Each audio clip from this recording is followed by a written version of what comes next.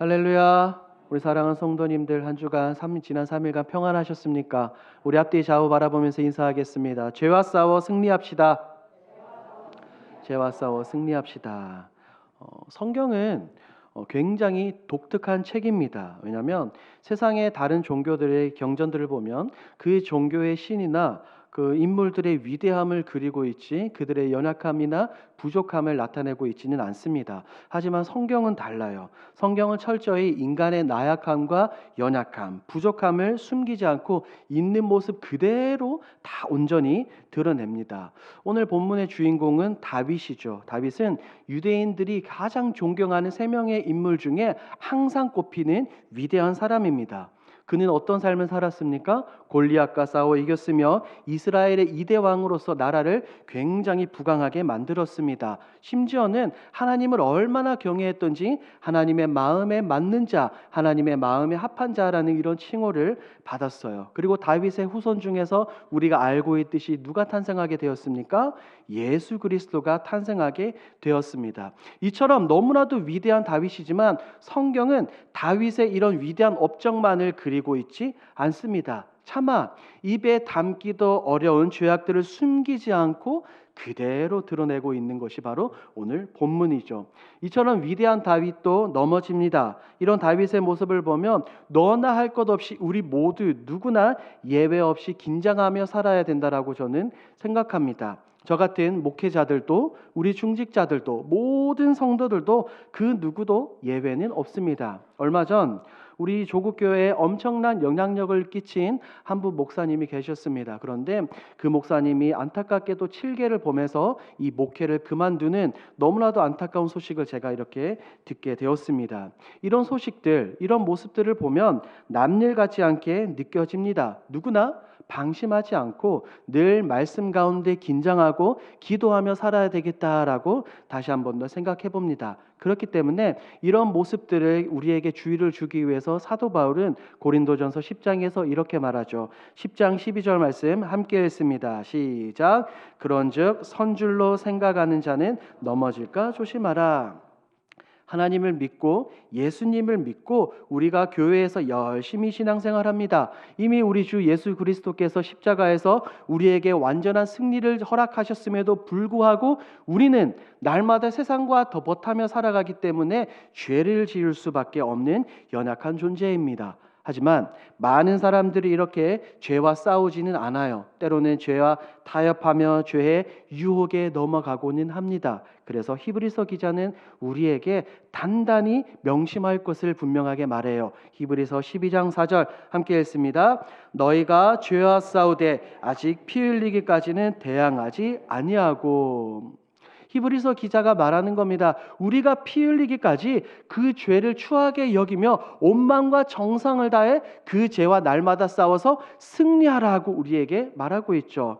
오늘 여러분들과 함께 본문에 등장하는 다윗의 모습을, 다윗의 이야기를 함께 살펴보고자 합니다. 이 위대한 다윗, 파렴치한 차마 입에 담기도 못할 이런 범죄를 저지른 다윗을 보며 그를 비난하고 다윗에게 손가락질을 하는 것이 아니라 다윗의 모습을 반면교사 삼아 죄가 얼마나 무섭고 심각한 것인지 오늘 우리가 함께 깨닫고자 합니다. 그리고 죄를 깨닫는 것에 그치는 것이 아니라 그 죄의 문제를 가지고 우리 모두가 예수 그리스도의 보혈로 예수님의 십자가 앞에 그 모든 죄를 내어놓는 저와 여러분들이 되길 주님의 이름으로 축복합니다. 자, 다윗은 파렴치한 범죄를 저질렀습니다. 지금 우리가 읽은 이 11장 말씀을 보면 다윗은 몇 계명을 어겼습니까? 7계명을 어겼습니다. 사실은 다윗은 표면적으로 7계명을 어긴 것처럼 보이지만 다른 많은 계명들도 어겼어요. 보십시오. 살인을 했죠. 그리고 남의 우리아의 아내를 어떻게 했습니까? 탐냈죠. 그녀를 어떻게 했습니까? 도둑질했죠. 그리고 또한 거짓 증거했습니다. 하나님의 이름을 어떻게 한 거예요? 왕으로서 망령되게 일컬었습니다. 하나님의 이름에 먹칠을 했습니다. 다윗은 순식간에 너무나도 많은 하나님의 말씀을, 율법을, 계명을 어겼어요. 왜 다윗은 이렇게 많은 하나님의 계명을 어기게 되었을까요? 그 오늘 본문에서 힌트를 찾을 수 있습니다. 오늘 본문 1절을 우리가 함께 읽도록 합니다. 시작. 그 해가 돌아와 그의 부하들과 온 이스라엘 군대를 보내니 그들이 암몬 자손을 멸하고 랍바를 에워쌌고 다윗은 예루살렘에 그대로 있더라. 우리가 읽은 이 11장 앞선 장을 보면 10장에서는 이 유대인 예루살렘과 이스라엘과 암몬과의 전쟁 이야기가 등장합니다. 아직까지 전쟁이 끝나지 않았어요. 그래서 우리가 읽은 1절 말씀을 보니 왕들이 출전할 때가 되었는데 다윗은 부하들만 보내고 자신은 혼자 어디에 있는 거예요? 예루살렘 성에 그대로 있는 역할입니다. 왕이 어떤 역할을 하는 거예요? 왕. 이스라엘 백성들은 도대체 왜 하나님에게 사무엘에게 왕을 요구했을까요? 다른 나라들처럼 자신들을 이끌고 자신들을 대신해서 싸워줄 그 왕을 요구했습니다. 그래서 사무엘이 기름 부어서 이스라엘의 초대왕 누구를 세웠죠? 사울을 세웠습니다. 사울이 그렇게 세워졌고 다윗도 그렇게 세워졌어요. 전쟁터에서 군인들의 사기를 높여줘야 할 다윗이 있어야 할 자리에 있지 않고 예루살렘 성에 그대로 머물렀습니다. 여기서부터 무엇이 시작이 되었습니까? 죄가 시작이 되었습니다. 2절 서두를 보니 다윗은 저녁 때의 침상에서 일어났죠. 저녁 때의 침상에서 일어났다는 말은 낮 동안에 다윗이 무엇을 했다는 말이에요? 게으르게 누워 있었음을 우리에게 말해줍니다. 다윗은 있어야 할 장소를 망각하고 성에 있었습니다. 그냥 성에 있었던 것이 아니라 게으르게 지내며 저녁 때의 침상에서 일어났습니다. 우리 사랑하는 여러분, 죄의 시작은 이렇게 지극히 작은 것부터 시작하게 됩니다. 여러분 혹시 도미노 게임이라는 것을 아십니까? 도미노 게임? 아이들이 주로 하는 것인데 이런 작은 네모난 플라스틱을 이렇게 줄줄이 일렬로 세워 놓습니다. 그래서 맨 앞에 있는 이 도미노 조각을 손가락으로 탁 넘어뜨리면 어떻게 될까요? 뒤로 넘어지면서 줄줄이 뒤에 있는 모든 그 플라스틱 이 조각들이 무너지는 겁니다. 다윗이 지금 전쟁터에 있지 않고 예루살렘 성에 머물며 게으르게 저녁 때 침상에서 일어나는 것, 이 행동이 바로 다윗이 손가락으로 첫 번째 죄의 도미노를 바로 밀고 있는 그런 행위라는 거예요. 자, 2절 서두를 보니 저녁 때라고 성경은 분명하게 말하고 있습니다. 이것은 해가 이제 지기 시작을 해서 어둑어둑해질 때의 그 시기를 말해요. 해가 지면서 어둠이 짙게 깔리기를 시작합니다. 더 쉽게 말해 우리들이 사용하는 용어로 어떤 거미?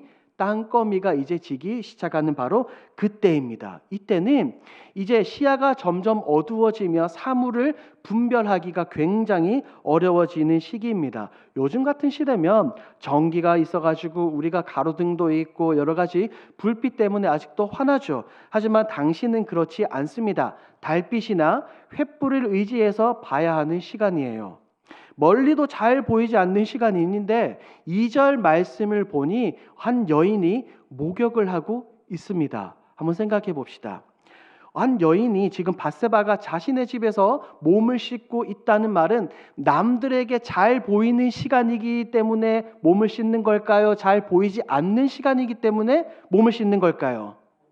그렇죠. 잘 보이지 않는 시간이기 때문에 이 여인이 몸을 씻고 있는 겁니다. 이미 어둠이 깔리기 시작했고 멀리 보이지 않고 사물이 제대로 분별되어지기 어려운 그 시간에 밧세바는 몸을 씻고 있었고 다윗은 게으르게 침상에서 일어나 왕궁 옥상을 거닐고 있었어요. 그런데 다윗이 이 밧세바가 한 여인이 목욕하고 있는 장면을 보았습니다. 우리 2절 말씀 함께 읽도록 하겠습니다. 시작.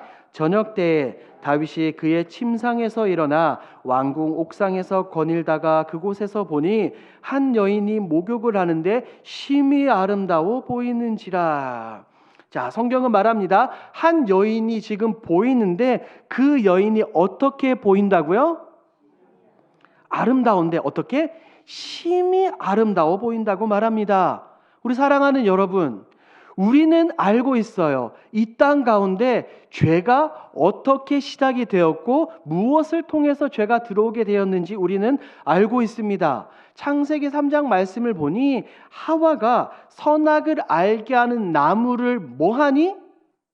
보니 볼 때에 그녀에게 죄가 들어오게 되었어요. 먹음직스럽고 보암직하고 탐스럽기도 한 이 선악을 알게 하는 나무를 무엇하면서부터? 보는 것부터 시작이 되었습니다. 죄에 빠진 다윗의 모습이 지금 이러합니다. 지금은 앞서 말씀드린 것처럼 땅거미가 지고 있는 시간입니다. 더군다나 왕궁에서 지금 밧세바가 있는 이 민가까지는 거리가 분명하게 상당히 있었을 거예요.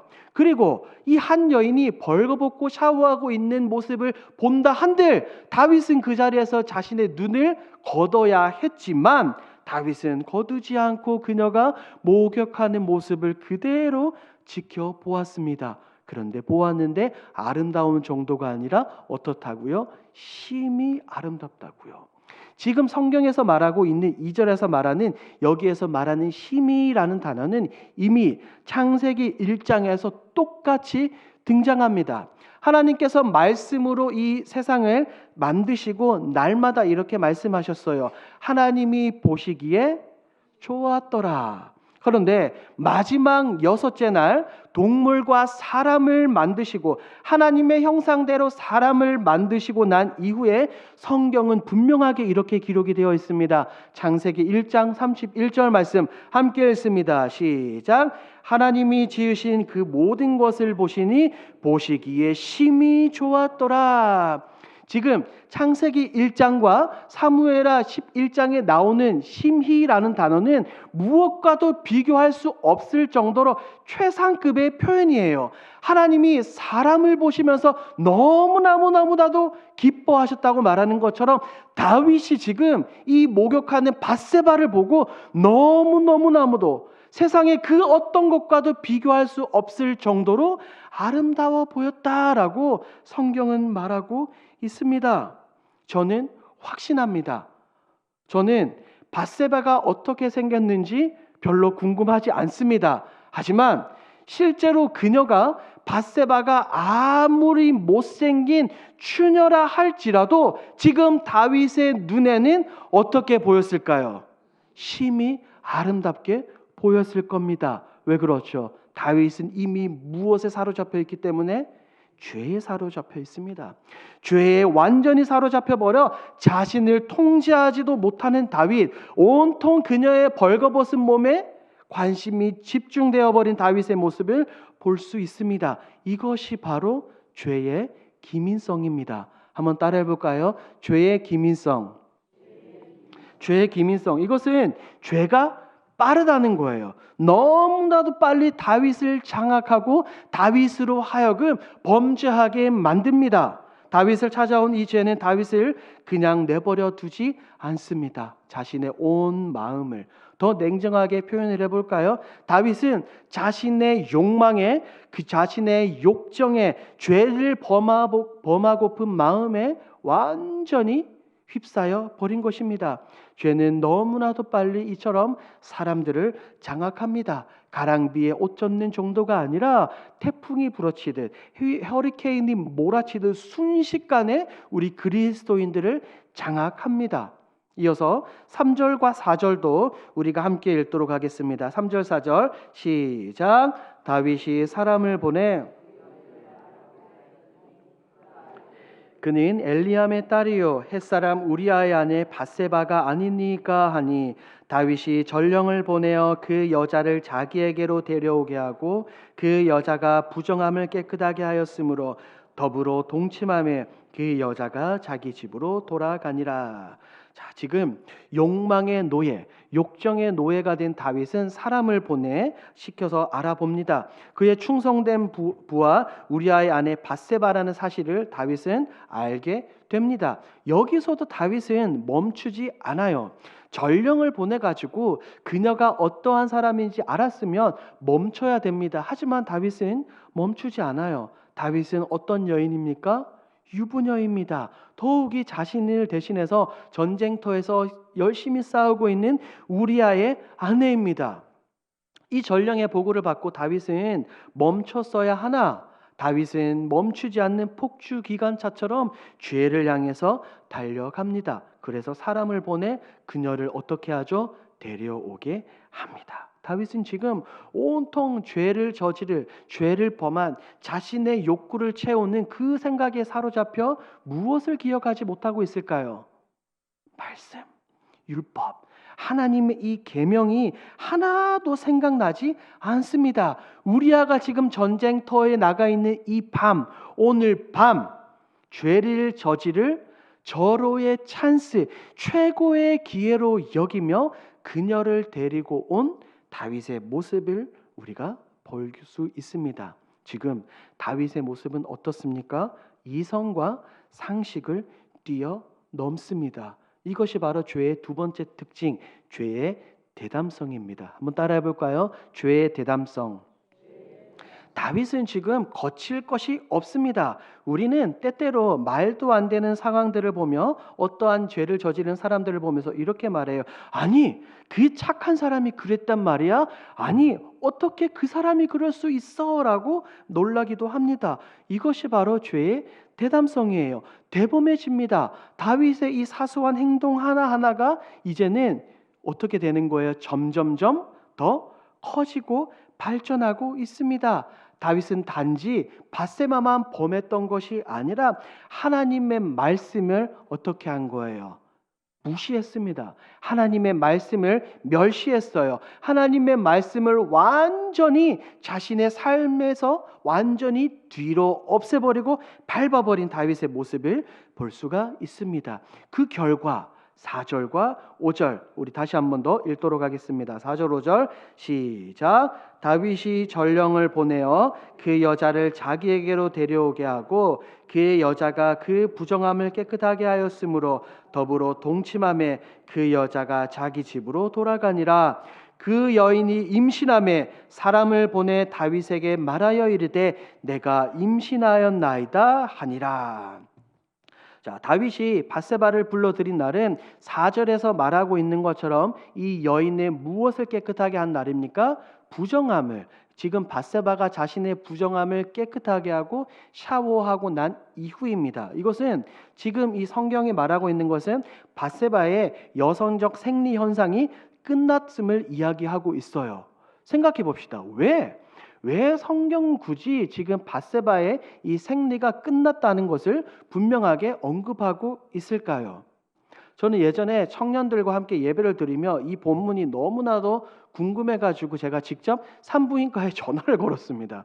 전화를 걸어서 이 산부인과 의사에게 물어봤어요. 여인의 생리가 끝나고 난 이후에 임신 가능성이 있습니까? 없습니까? 라고 물어보니 그 의사가 대답하기를 거의 없습니다 라고 대답하는 거예요. 왜요? 이미 난자가 수정되어지지 않아 착상이 되어지지 않아 여인의 몸 밖으로 흘러나오는 것이 바로 생리 현상인데 지금 밧세바가 그것이 끝난 상황인 거예요. 그러니까 상식적으로 일반적으로는 임신할 가능성이 어떡한 거예요? 매우 희박한 상황입니다. 우리 사랑하는 여러분, 성경이 말하고 있는 지금 이 본문 5절이 고발하고 있는 것이 너무나도 무서운 겁니다. 밧세바가 임신할 수 없음을 우리에게 분명하게 말하고 있어요. 지금 밧세바가 생리가 끝났다는 소식을 다윗은 사람을 통해서 분명히 전해 들었어요. 그렇다면 다윗의 반응은 어땠을까요? 다윗은 아마 만세를 부르지 않았을까요?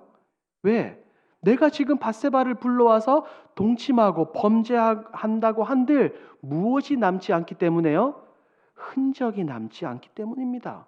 하지만 성경은 있는 그대로 모든 것을 우리에게 낱낱이 고발하고 있습니다. 5절 말씀을 다시 한 번 더 읽습니다. 시작. 그 여인이 임신함에 내가 임신하였나이다 하니라. 밧세바가 사람을 다윗에게 보내서 내가 임신했습니다라고 소식을 전합니다. 일반적으로 보면 밧세바가 임신이 불가능함에도 불구하고 그녀가 임신을 했어요. 물론 앞서 말씀을 드린 것처럼 이 의사의 말처럼 임신할 가능성은 있기는 한데 그 확률이 너무나도 낮고 희박합니다. 예외가 있을 수도 있지만 지금 그 예외가 다윗과 밧세바 사이에서 일어났다는 것이 너무나도 중요해요. 왜? 다윗은 자신의 침상에서 왕궁에서 아무도 모르게 밧세바와 동침했다고 생각하고 누구에게도 들키지 않을 것이라고 생각했을 것입니다. 하지만 은밀히 저지른 죄, 이 침실에서 다윗과 밧세바가 은밀히 저지른 그 죄는 뚜렷한 결실로, 뚜렷한 열매로 그대로 드러나게 되는 것입니다. 우리 사랑하는 여러분, 우리가 그리스도인으로서 하나님의 자녀로서 반드시 마음에 기억해야 될 것이 바로 이것입니다. 죄는 반드시 그 무엇을 남긴다고요? 열매를 남기는 것입니다. 죄는 바로 분명히 그 결실을 맺게 됩니다. 이처럼 죄의 세 번째 특징이 바로 죄의 결실성입니다. 한번 따라해 볼까요? 죄의 결실성. 칠흑같이 어두운 밤, 아무도 모르게 행한 죄라 할지라도 시간이 지나면 그 죄의 열매는 반드시 그 죄를 저지른 사람이 마주하게 됩니다. 그래서 작은 죄, 너무나도 사소하고 작은 죄 지르는 것 하나 자체가 너무나도 무섭습니다. 다윗은 지금 있어야 할 자리에 있지 않음으로부터 시작하여 이런 엄청난 죄를 저질렀습니다. 다윗의 그 죄 여기서 끝날까요? 끝나지 않을까요? 여기서 끝나지 않습니다. 다윗은 자신의 죄를 덮기 위해 누구를 죽여버립니까? 우리야, 밧세바의 남편을 죽입니다. 그 편지를 누구의 손에 보내는 겁니까? 그의 손에, 우리아의 손에 그 편지를 들려 보내는 거예요. 너무 파렴치하고 너무나도 몰상식하고 이해할 수 없을 정도로 지금 다윗은 범죄의 한 현장 가운데 있습니다. 육계명도 범하게 됩니다. 이것이 바로 죄의 네 번째 특징, 죄의 확산성입니다. 따라해 볼까요? 죄의 확산성. 죄는 죄를 범하고 나서 그대로 머무르지 않아요. 그 죄가 점점 어떻게 더 점진적으로 발전되어지고 점점 더 커집니다. 우리가 이미 알고 있어요. 아담과 하와로부터 시작된 죄는 그 두 사람에게 멈추는 것이 아니라 가인과 아벨에게 이어집니다. 가인은 아벨을 죽이고 그가 도망을 칩니다. 그 죄가 후손들에게 넘어 지나가서 창세기 6장을 보니 어떻게 합니까? 그 죄악이 온 세상에 가득하게 되었어요. 그것이 바로 죄의 확산성입니다. 우리도 작은 죄 하나를 짓는다면 거기서 멈추지 않게 되는 겁니다. 그 죄를 모면하고 그 죄를 덮기 위해서 다른 죄, 또 다른 죄를 계속해서 범하게 되는 거예요. 보십시오. 다윗은 지금 우리아를 죽이고 나서 밧세바를 곧장 데려옵니다. 그녀를 무엇으로 삼은 거예요? 왕비로 삼았습니다. 시간이 지나 이 밧세바가 아들을 낳게 되는데 그 모습을 한번 상상해 보십시오. 몇 달 전 아무도 모른다고 생각했던 이 침실에서 부적절한 관계를 통해 임신하게 된 이 아이. 몇 달이 지나고 이 태어난 아기를 안고 웃고 있는 다윗과 밧세바의 모습을 한번 상상해 보십시오. 다윗과 밧세바는 도대체 어떤 모습으로 그 아이를 바라보며 어떻게 행동하고 있었을까요? 이 모든 상황이 아무도 모르는 것처럼 완전 범죄처럼 다윗이 요구하는 대로 다윗이 원하는 대로 흘러가는 것처럼 보입니다. 하지만 성경은 우리에게 이렇게 말하죠. 27절 말씀을 함께 읽도록 하겠습니다. 시작. 그 장례를 마침에 다윗이 사람을 보내 그에게 아들을 낳으니라. 다윗이 행한 그 일이 여호와 보시기에 악하였더라. 다윗의 그 행동이 하나님 보시기에 어땠다고요? 악했다. 하나님 보시기에 너무나도 악했습니다. 요셉은 그 보디발의 아내가 요셉을 유혹할 때 그렇게 말했죠. 내가 어찌 하나님 앞에서 악을 행하리요라고 말했지만 다윗은 무감각해져 버려서 죄에 완전히 잠식되어 버려 하나님 앞에서 악을 저질렀습니다. 완벽한 범죄라고 생각했습니다. 하지만 그의 죄된 모습을 본 사람들이 너무나도 많았어요. 한번 생각해 볼까요? 바세바의 집에서 왕궁으로 데리고 온 사람이 있어요, 없어요? 있죠. 그리고 모든 이 범죄가 끝나고 난 이후에 다시 그녀를 데려다 준 사람도 있을 거예요. 다윗의 앞에서 침상 앞에서 침실을 지키고 있던 경비병도 있을 것이고 그녀를 침실로 안내한 사람도 있을 겁니다. 하지만 제가 아무리 성경을 뒤져보고 찾아봐도 다윗은 이 아들을 낳을 때까지 그 몇 달의 시간 동안 하나님과 사람들 앞에서 회개했다는 내용이 없어요. 나단 선지자가 와서 그에게 비유를 들며 다윗에게 손가락질하고 책망하기 전까지 다윗은 회개하지 않았습니다. 아무리 찾아봐도 없어요. 죄에 대해서 부끄러워하지 않고 전혀 죄책감을 느끼지 않는 다윗의 모습을 우리는 성경을 통해 마주 볼 수 있습니다. 우리 사랑하는 여러분, 죄의 도미노가 이렇게도 너무나도 무섭습니다. 다윗이 있어야 할 자리에 있지 않아서부터 시작된 그 죄의 도미노, 자신의 손가락으로 첫 번째 도미노를 밀었던 그 죄가 하나님의 말씀을 멸시하면서 사람을 죽이고 거짓말하고 도둑질하면서 지금 너무나도 커져버린 다윗의 모습을 봅니다. 그래서 성경은 우리에게 이렇게 말하고 있어요. 데살로니가전서 5장 22절입니다. 함께 읽습니다. 시작. 악은 그 어떤 모양이라도 버리라. 우리 한 번 더 읽습니다. 시작. 악은 어떤 모양이라도 버리라. 이처럼 우리는 우리 가운데 있는 이 죄악된 모습들, 죄를 버려야 하는 줄 믿습니다.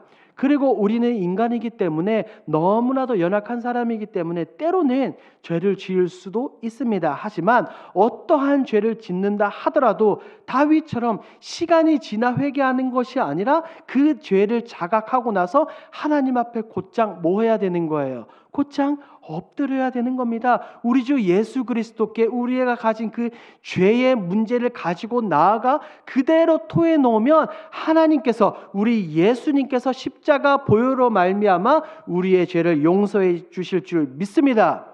나단 선지자가 와서 책망할 때 다윗은 비로소 자신의 죄에 눈을 번쩍 뜨게 되었어요. 그래서 곧장 하나님 앞에 엎드려 금식하면서 울며 불며 회개하는 모습을 볼 수가 있습니다. 이런 다윗의 애절한 마음, 하나님 앞에서 범죄하고 주의 성령을 내게서 거두지 마옵소서. 하나님, 내게 다시 한 번 더 구원의 감격과 기쁨을 허락하여 주시옵소서라면서 지은 그 노래가 바로 시편 51편입니다.